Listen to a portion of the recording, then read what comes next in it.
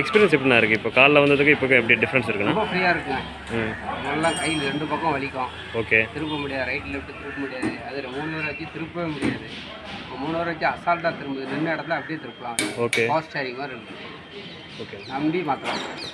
தேங்க்ஸ்ண்ணா. சூப்பராக இருக்குது. ரைட்ண்ணா.